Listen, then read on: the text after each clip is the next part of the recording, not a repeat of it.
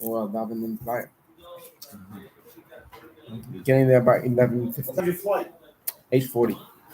Early. Where you going? It's only 3 hours? Flyer. Wait, it's only 3 hours? 4 hours. All right, it's recording live. Just so everybody Oh, know. beautiful. Wonderful. Okay. Gather round, gentlemen. Kom nenter ein bisschen. Was ist da so auf den Seite? Kom nenter. Sag, verbringen. Geht alle Pissen. Außer Hemmschiff. Ein Hemmschiff von dir alle. No?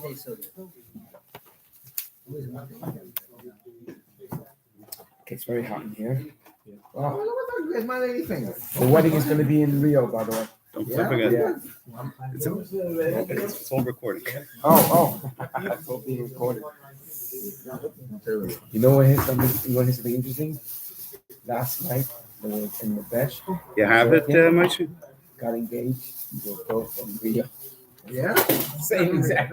But it was in the best last night. Like history repeats itself.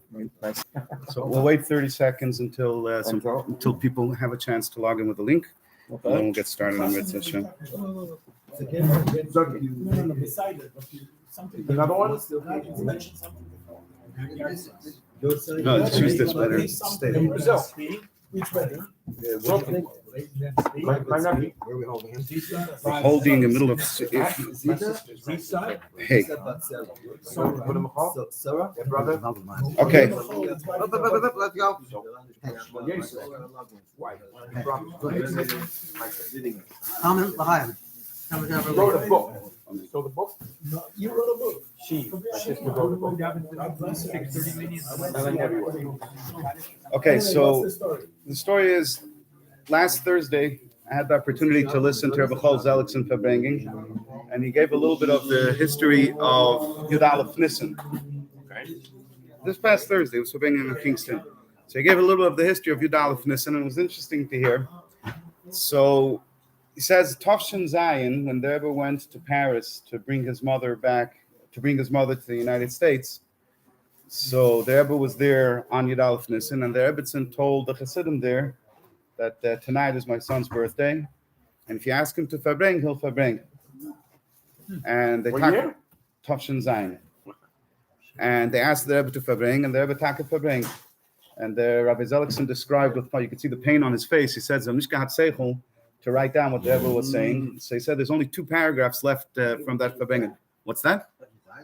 He wasn't there, but it pained him very much that the people who were there, What was the Rebbe's age then? other I people, can't the do people math. who were there. What was the Rebbe's David's age? age then, if that was born Tafresh Samach Beis, this is Tafshin Zayin, so it's under 50. It's He was 40. You were 45, 44 or 45. wow.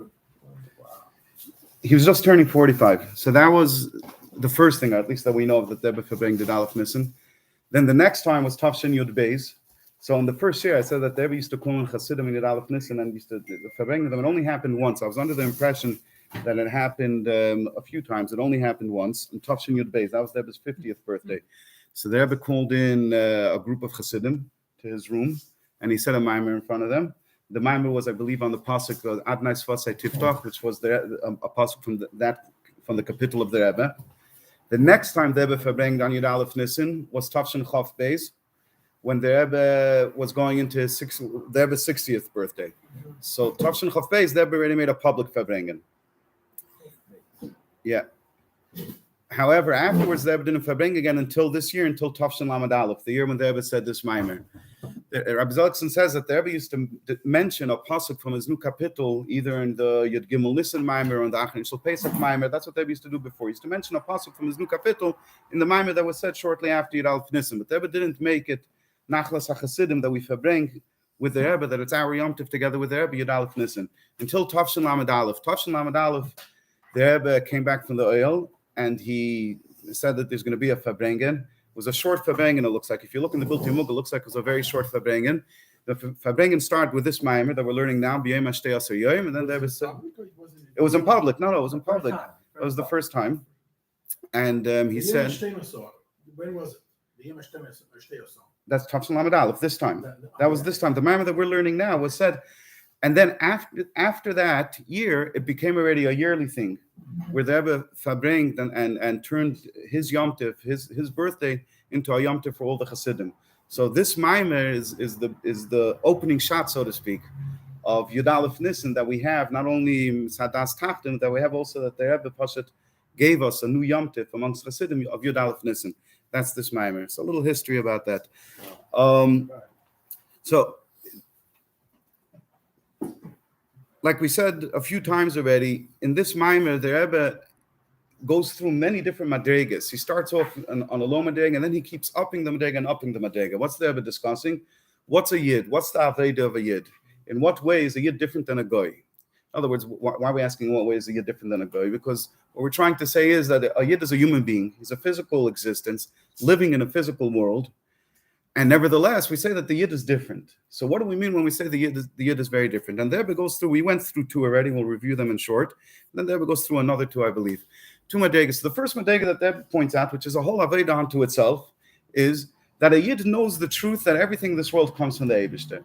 The goyim make a mistake and think that the Eibishter is far removed from this world. We're not going to go back to it. There are various different ways how you could believe that the Eibishter is not involved with this world, but ultimately you don't believe that everything that happens in this world is under. They believe in the Eibishter, but that he's far removed. That the events that happen on this world, whether or not you're going to get your hashpah, the things that you need, and which nation is going to be victorious over the other nation, the Eibishter has nothing to do with it. And the Yidden understand that the Eibishter has everything to do with it. Therefore, the Goyim serve the Getchkes, and the Yidden serve the Eibishter. So this is the first difference that the Rebbe mentions. And this is a full big Aveda, like we discussed in earlier Mamarim. It's not a small thing. However, this is just the first level that the Rebbe discusses in this Maimer. Is it any madrega of Yid? Or just What's that? any madrega of Yid? L'chora. It's Pashat, it's a behavior according. There's plenty of Kosim and the lot of Chasham, but we know all Yidden that they don't even know what God is, and they follow the Goyish customs more than they call it Jewish customs. So they're Tanaikas Shanishbu. It's not. I mean, there were a few periods. They have Yiddish neshama, so that's. They have Yiddish neshama, and they're shaykh to this aveda, even if maybe their whole life they don't do this aveda. But the one time that they do a mitzvah, they're doing a mitzvah with the full truth of all of the madregas of serving the Eibishter the way he wants.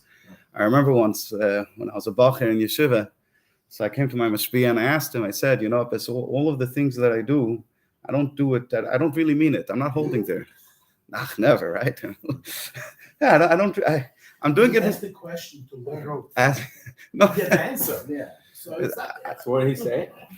Right? Everything you do. I don't. When I sit, make it very simple. Go in other places. This is a common thing. They do it because your father did it. Let me ask. I see a thing. It sounds like what I'm saying is maybe something embarrassing for myself. So I'll say it's not. I'll explain it to you in a way that I think you all could agree that this is the way many of us are. So let's say, for example, what I was asking the mashpia is that when you sit down to eat a meal, so that I enjoy. When you go to hang out with friends, that I enjoy. If there's a vacation and I get to go to tour some mountain range or whatever it is, that I enjoy. I sit down to do Chitas Rambam. I definitely sit down to do it, but I don't feel like it's mamash me. I feel like it's I'm doing it. It's not something that's outside. So he told me, who says that really it's really not you, and you really want to do something else, and you're just convincing yourself to do it. Maybe it's really you. In other words, your nefesh elokis really wants to do it, and it's finding 1.5 million excuses why to convince you to do it, but really it's absolutely you. This is you. This is the essence of you. It's the neshama that wants to do it, and you're doing it with your absolute and complete truth. It's just that the neshama has to find different ways to convince you to do it.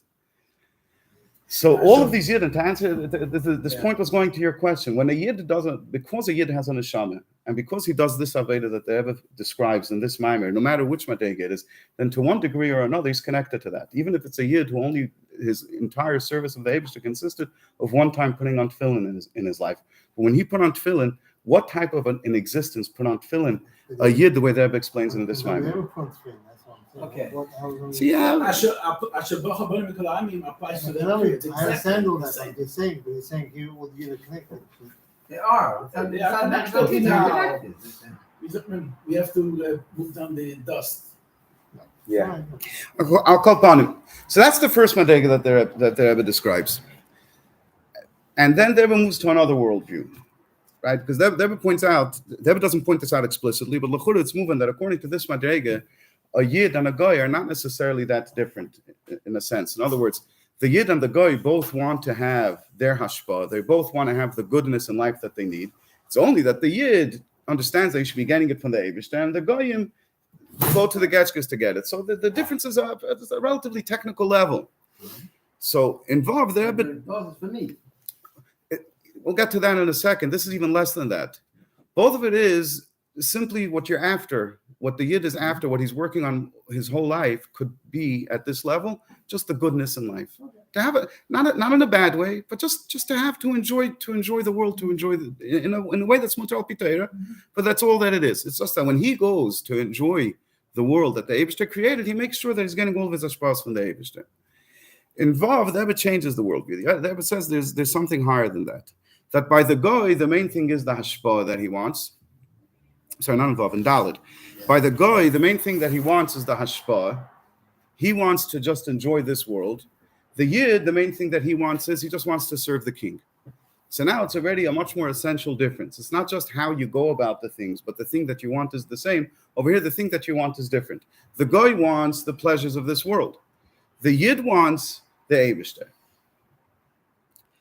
And the Rebbe is learning this all from the Medrash that says the story about the king who came to a town and the people in the town, and he came with his whole delegation of ministers together with him, and the different townspeople chose the different ministers that they're going to follow them. However, there was one wise person who chose the king. And the wise person gave a reason why he's choosing the king, because the kulam mischalfun u'malka lo mischalef, because they all get changed over and the king doesn't get changed over.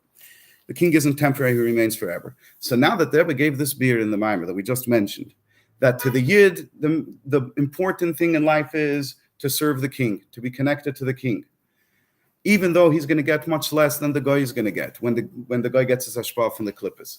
So how do we understand this from the words of the Medrash? The kulam mischalfin u'malka lo mischalef. How is this idea expressed in the Medrash? If this is the explanation of the Medrash, that this is what the Medrash is saying, that the Yid wants the Eibishter and the Goyim don't want the Eibishter, how do we see this in the Medrash? So the Rebbe proposes an answer, and this we learned last week, that the idea of kulam mischalfin is that the Goyim don't realize that all of the ministers only have what to give now. The whole hashpah that comes from klippos and lum is a temporary thing. It's only something that exists in the time of Galus.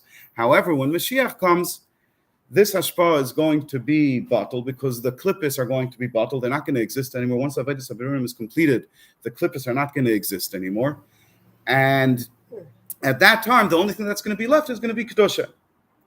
And that's what the Pikeach, that's what the wise person is saying, is the Kulam Mischalef and the Malka lo mischalef, that he realizes that the king is the only thing that's going to remain when Mashiach comes. The Eibishter is the hashpah from Kedusha is the only thing that's going to remain when Mashiach comes. And not only that, then it's also going to be a much bigger hashpah than it is now. And therefore, he remains connected to the king.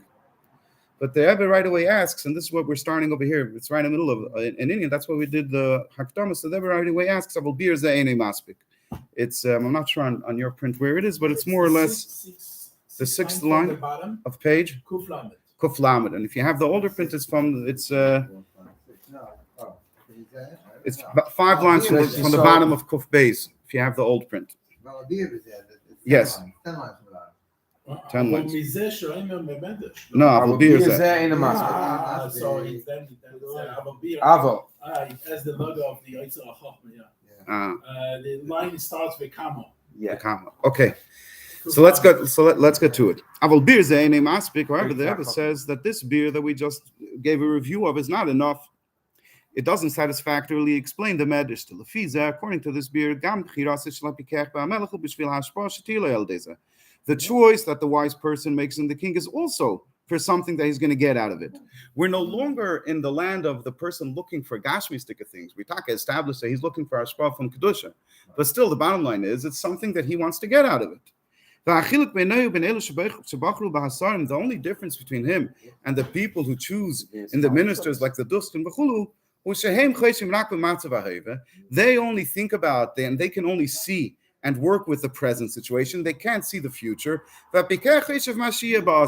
The wise person, he's able to see what's going to be in the future. He could think 5, 10, 20 steps ahead, and therefore he chooses now in ways that maybe don't make so much sense now, but eventually, if you could game out the whole story, you'll see that in the end, he's going to end up on the top. Al derech ma'amer hazal, like it says in Gemara, who is a wise person? Somebody who could see not what's going to be the immediate result of my action now, but what's going to be the result of my action after many, many steps. What's going to be the ultimate end of what I choose to do now. However, this doesn't fit with the Medrash. From this, that the Medrash says, that what's the reason why the Yidden serve the Eibishter and the Eibishter alone? It's because the Yid says that my portion is the Eibishter. That's his reason. The pasuk didn't mention any benefit that's going to come to him. There's no ulterior motive. My portion is with the king. Meaning, this that the Yidden choose the Eibishter. Even though now the majority, the larger hashpah goes to the people who go against the Eibishter as well. It's not because he sees that ultimately this great hashpah is going to stop, and then he's going to get an even greater hashpah from Kedusha. That's not his reason.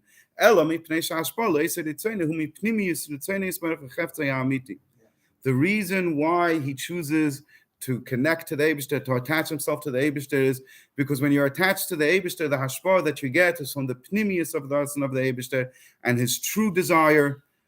However, the hashpah that goes to those who go against the Eibishter as well, he commands shadi basar kasvel. It's like somebody who throws something behind his back to his enemy because he doesn't really want to give it to him, so he doesn't turn around to give it to him in a nice way. He just throws it behind his back because he's forced to. All right, what's this mice of pnimius haratzon and chitzonius haratzon? It's the general concept that's brought down in many places. So we could give maybe a simple mashal on pnimius haratzon and chitzonius haratzon. If you have, for example,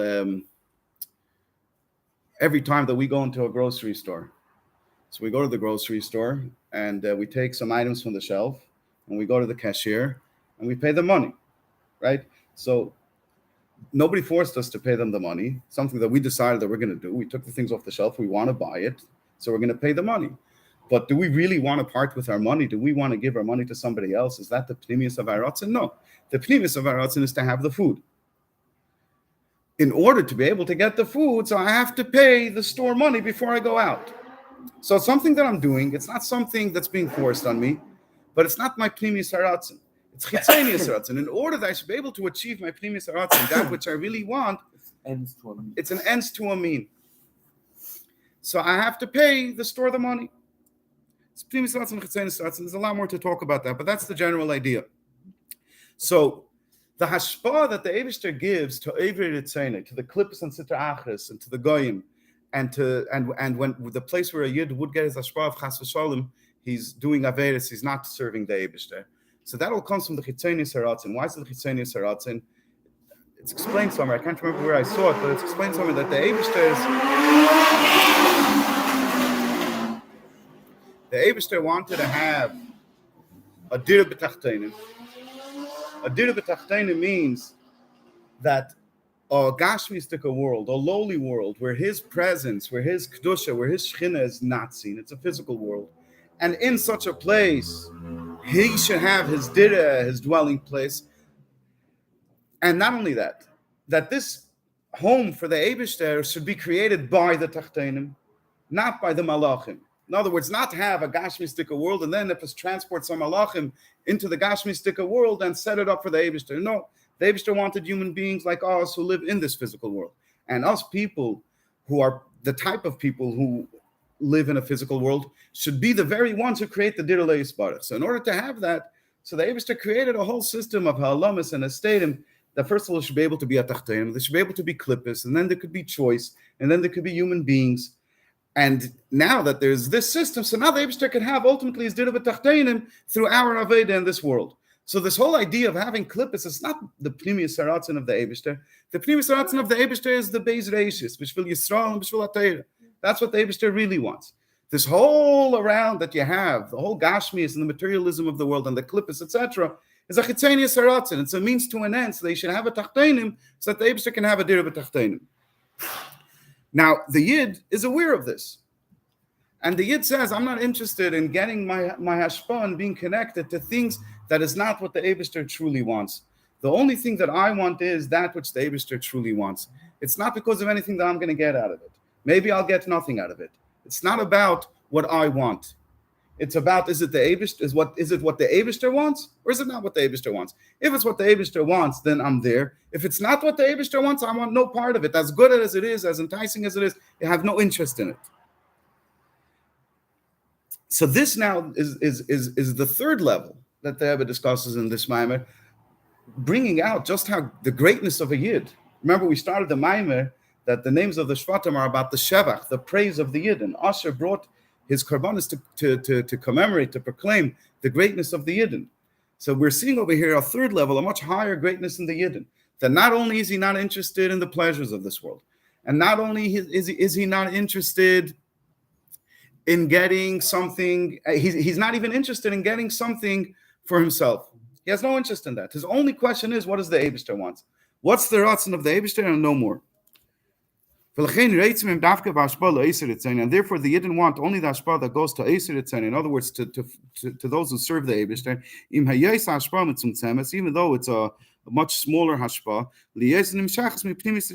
because it comes from the pnimius of the Eibishter's ratzon, and that's all they want. So how do we fit this now with the words of the Medrash? Over here, the Rebbe changes the understanding of the Medrash completely. Until now, how did we understand the kulum mischalfin? We understood the kulum mischalfin is the reason why the wise person chose the king, right? He says, I can either get things from the ministers, or I could get things from the king. So what's the reason that I choose the king? Because I'm a smart person. So why am I choosing the king? Because the king will stick around forever. The ministers are temporary. Eventually, they won't be here anymore. So this Vart in the Medrash is the reason why he's doing it. The Rebbe says, no. If you're going to teach it that way, ultimately, you're never going to be able to reconcile the Medrash with the idea of Chalki Havai Amra Nafshi. That it's not for any reason. It's because my portion is with the Eibishter, and that's it. So the Rebbe teaches the words, the kulum mischalfin, that it's an indication. It's a sign. It's something that helps the Pikeach understand what's true and what's not true. But it's not the reason. The kulum mischalfin hakavana bezehi, the meaning in this is the mizeshem mischalfin, from this that all of the ministers are temporary. Achakach muchach shegam achshav ena mitzias amitis. This shows that they are not a true existence now either. Even while they're here, they're not a true existence. Anything that's a true existence, which is really only from the Eibishter's only true existence, existed yesterday, exists today, and will exist forever. It's a flaw in their design. It's a flaw in their essence, not just in their design. Their essence. Yeah, correct. And we could be medayik in Rebbe's words, shegam achshav ena mitzias. Pshat isn't that, okay, so later they won't be mitzias, but now they're mitzias. No, even now, while they're here, they're not a true existence either. Because if they were a true existence now, they would exist forever. Superficial. It's a superficial existence. I like to call it a circumstantial existence. It happens to be that they're here. It's not because they have to be here. We don't have so much comprehension in ideas that exist forever, that are true everywhere. But we have things that are close. They used to give us things that are close to it. We should be able to understand things. So, for example, the fact that this table is here is true in this room, and it's true right now. It wasn't necessarily true yesterday. Maybe it won't be true in another minute from now. And it's only true over here in this world. However, the fact that 2 + 2 = 4 was true yesterday, is true today, and will be true tomorrow. If you go to the moon, 2 + 2 is still going to equal 4. If the weather changes outside, 2 + 2 is still going to equal 4. So a seichel, it's as close as we can understand, or it's one of the closest things that we can understand to something that has a true existence. It's not a circumstantial existence. Ultimately, 2 + 2 does not equal 4. In other words, it's a construct that came after the tzimtzum, that came after there's an idea of seichel, of logic, of rational, of reasoning. And there are places where this whole idea doesn't exist. But it's the closest, it's from the closest places that we could get to understanding the difference between things that are circumstantial and don't have to be here to things that have to be here and are not dependent on circumstance. So the Pikeach sees if they're circumstantial, they're not a Metzias Amitis. If they're not a Metzias Amitis, in other words, they're not the Eibishter. What are they then? So he thinks about them. You're going to ask me the Klippus have a tremendous amount of life in them. Look how many animals and other things and people and goyim they give chayas to. There's a tremendous amount of chayas in it. So why are you saying it's not a mitzvah amitis? How could they give chayas if it's not a mitzvah amitis? So the Rebbe explains who loy mitzad atzmam.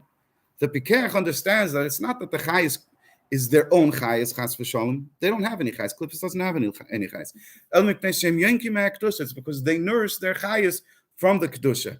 They take chayas from kedusha and transfer it along to give life to the people and to the animals that are not part of kedusha. However, since the chayes of kedusha that's in them, that they nourish and that they then pass along, does not become one with them. It's we'll explain that in a second. On the contrary, it's in golus in them. If so, at their core, at their essence, what are they? They're really death. So, what's this idea that she'enim is achidimon? Right? Maybe we could try to give a mashal from somebody who's studying a certain work of philosophy that tries to teach him ethics. A work of philosophy that teaches him how to behave ethically in this world. So you could imagine two different people. The Frierdiker Rebbe in the first Maimon in Sefer Mamorim Yiddish, Eina Kodesh Baruch Hu Ba B'Trunyam B'Yosef, describes these people who learn a tremendous amount of chachma, a tremendous amount of wisdom, and the more wisdom that they learn, the more chachma that they learn, the more jealous and petty and selfish and egotistical and disgusting they become, because the more they learn these deep chachmas, the more they consider themselves to be special and important. I can understand it. You can't understand it. If you can't, and I can understand it, I'm much more special than you. The Frierdiker Rebbe goes so far as to say, I'm the only one who truly gets this point. None of my colleagues who are studying this chachma really got it. I'm the only one who got it. The whole idea of the chachma, this philosophy that's being learned, is about how people should relate with each other and what the truth of what the ultimate way that a person should live his life is. And he understands it, God Take, and the result is completely the opposite. Why? So the word is it doesn't become one with him. He learns it, it's like something in the bookshelf. Instead of in the bookshelf, it's completely memorized in his head. He could repeat to you word for word what it says in the book, but it didn't become one with him. It didn't change his character. He didn't internalize it. And it's the same thing with the Klippus. This that the Klippus have in them chayes, it's not pshat that they're connected to the chayes, that they have anything to do with the chayes whatsoever, and therefore they have a connection to kedusha. Chas v'sholom. The kedusha that they have in them is not one with them, and not only that, it's like it's b'chinas golus b'seicham. It's pshat like b'chinas golus b'seicham, right? So maybe we could use a different mashal of a politician, right? If you ever have to think of somebody who talks the talk but doesn't walk the walk, is the politician. Right? Whichever he's going, he has to collect votes. He comes to every crowd, and he gives a speech that appeals to the sensibilities and to the values and to the worldviews of any crowd that he's in. He doesn't mean a half a word of it. Once he's in office, he goes and violates everything that he said. Not only that, even before he's in office, when he's speaking to a group of people who think that it's better, I don't know, that there should be more welfare, he talks about the greatness of more welfare. And then he's speaking to the group of people who don't want to pay more taxes. He'll speak about how it's the welfare, there's too much welfare. He'll talk out of both sides of his mouth. So this now is already a word that's b'chinas golus b'sechem. It's not only that nothing that the politician says is one with him, that he internalizes that he means it. It's much more than that. It's b'chinas golus b'sechem. He uses it to manipulate every crowd that he meets.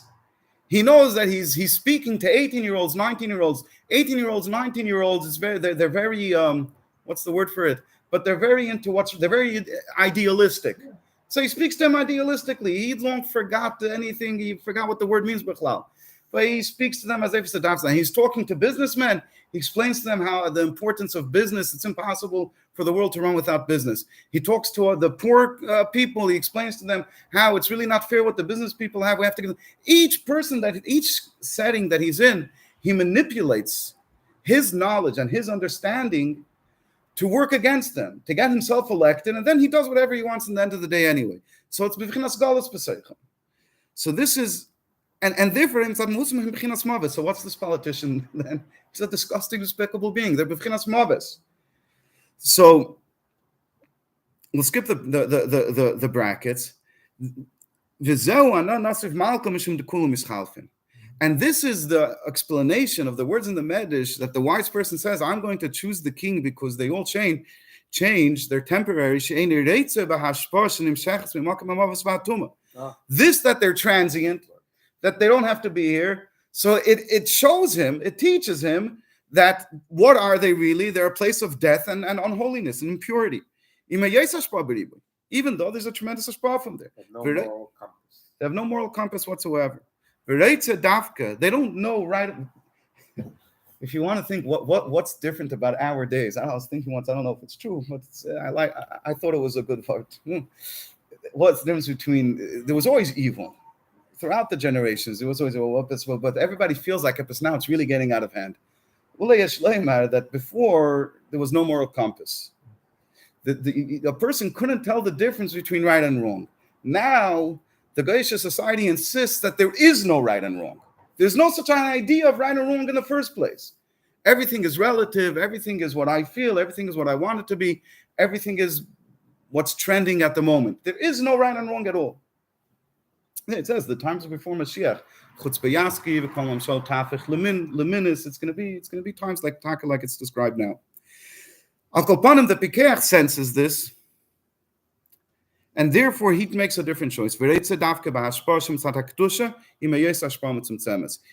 wants the hashpah that comes from the kedusha, even though by getting hashpah from the kedusha, he's going to get a much smaller amount of hashpah. Okay.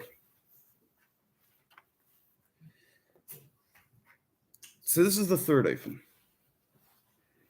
The Rebbe now takes it up even higher. Tzarich lahaven, fragt der Rebbe. The lechora seemingly. Gam lebir zeh shebechiras hapikach ma'amelech yiloy mitzad ha'te'eles shir yiloy mizeh. Even according to this explanation, that the wise person chooses the king is not for any benefit that he's going to get. Ela mitzad ma'alas hamelech. But rather it's because of the king. He only wants the king and what the king wants. And therefore he forgoes the great amount of ashpa that comes through the klippus, through the other ministers. Nevertheless, his choice in the king is only at the level of intellectual reasoning and understanding.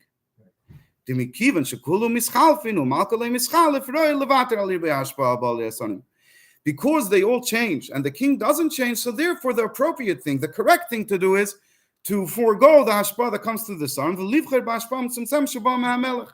So it's only something that a person is convinced of at the level of seichel. So you might ask, what's wrong with that? There's a lot of things that's wrong with that.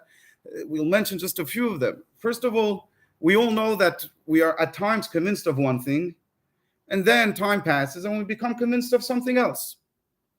Being convinced of something mitzat seichel is not at all a permanent situation. We experience that our entire life. I mean, somebody who never changes his mind is a raya that he's not growing. Somebody who grows should evolve and change his mind, not because of convenience, but because he understands better. But the nekuda is that seichel is not a very strong reality, seichel. And to bring out the point that seichel is not a very strong reality, it's not only because it could change, but we could use a different muscle. For example, if somebody is walking down the street, if I were to ask you, is it possible for a house to fly? A house the way it is now, we're not talking about a house with special machines, a house like this to fly. So in seichel, we're absolutely convinced that it can't be. What would happen if somebody's walking down the street and he sees a house flying towards him? Is he going to stand there and insist it's this is not real, or is he going to duck out of the way? He's going to duck out of the way instinctively. Nothing is going to help him. No matter how much he understands that houses do not fly, he's walking down the street and suddenly he sees one of the houses along the side of the street, and it starts flying towards him, he's getting out of the way. Ayin seichel, the seichel is screaming, this is impossible. True. But there's a stronger reality. It's called the isamtus of re'iyah. The reality of seeing something is greater than the reality of understanding something. So that's another reason why seichel is limited. Another reason why seichel is limited is because ultimately the kelim, the ways that seichel has to deal with things is very limited. It's a very defined. It's a very it's bordered by. It's limited by certain rules of the way things have to be. Following a certain way mitzvah seichel is not the highest reality, is not the deepest reality to a person, and is not the highest station of Aveda. And the Rebbe says, from this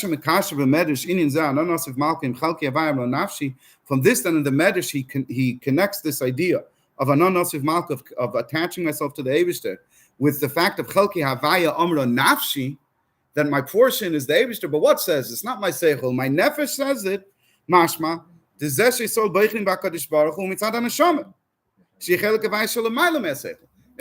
neshama that's a part of the Eibishter, and therefore it's connected to the Eibishter, not because anybody explains something to him. In Torah Shalom, the Ever Ashab gives a long description. I don't remember it clearly, but the Ever Ashab gives a strong description of a person who feels he's next to his father, and he feels connected and attached to his father, and just being close to his father gives him a certain peace, gives him a certain joy, gives him a certain happiness. And the Rebbe Rashab contrasts that with what does the child feel when a great philosopher, a tremendous chacham, is standing over there and he's explaining to him the ma'ila of a father and how a child is connected to a father and how beautiful it is when the child is connected to the father. And he's explaining it and expressing it intellectually in ways that the child never could. The Rebbe Rashab says that it doesn't come close to the feeling that the child actually experiences when he's actually next to his father. To him, that's much more real than all the classes that he understood from the smartest person in the world. It doesn't matter. It can't compare. The experience is much deeper, is much more real. So the Yid chooses the Eibishter mitzad his neshama, which is much higher than seichel. And this is a big tzarech lahavin. It's a tzarech lahavin that seemingly is impossible to reconcile. The Medrash now seemingly does not make sense. In the story that the Medrash brings, the Medrash says, it was a smart person. He arrived at his conclusion through seichel. And the Medrash tries to say that this is the meaning of the pasuk of chalki havaya amra nafshi. So which is it? Is it nafshi or is it mitzat seichel? And the Rebbe says over here, gewaltige Wort. It's like a bombshell. So it says like this. The Nekudas Habir in this is the Seichel Adam Kmeishu mitzad Asme Machriach Lirtze Srak Bezesha Tevle. So wissen sein what Seichel is. Seichel is something in other words, left to its own nature, left to its own natural state. It's something that compels the person to want only that which is good for him. Seichel will never compel the person to want something which is not good for him. We all know, for example, if we meet a person who tells us that I have no interest in myself. Yeah, you're walking down the street in Manhattan and somebody up, he's offering you something. He says, please, this is not for me. I'm giving it to you for free.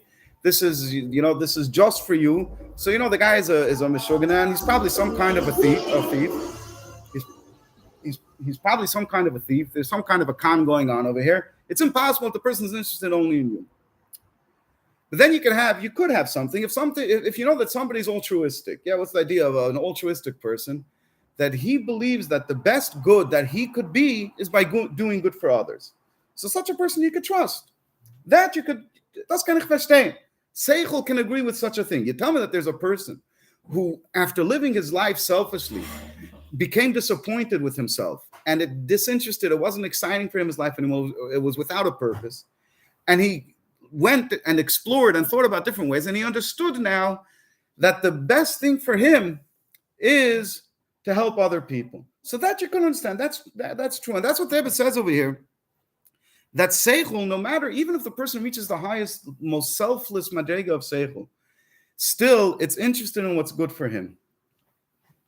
The pashtus, why? Because seichel is bimurgish. Seichel is not in a place, doesn't come from a place of bittul in the person's soul. It comes already from the keiches hagluim. It already has to do with mitzias. So it could only cause a person to want things that are good for him. It cannot be absolutely selfless. And this is why the nations of the world choose the Sarim. Right? We could have asked a simple question earlier in the Medrash. This cheshbon of the kul mischalfen u'malka lo mischalef, it's not such a deep haskalah that you have to go to school for a long time to understand. What's so hard for the Ummah Sa'elim to understand this?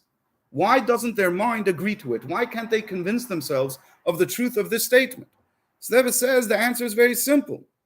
Because Seichel can never convince a person to want something which is not good for him. Ki liyesem b'vchinas yesh. What are the Ummah Sa'elim? They are yesh. They're not bottled to the Eibishter. So therefore, their Seichel compels them to take this approach that enam reitzim levater al ta'el shiyelem al day. They are unwilling to mitzat seichel, to forego the benefit that they'll get by getting things from the Sarim. And they get, like we discussed earlier in the Maimer. What happens by Yid with his seichel? A Yid seichel is a chur also a word of seichel. So it says like this: this that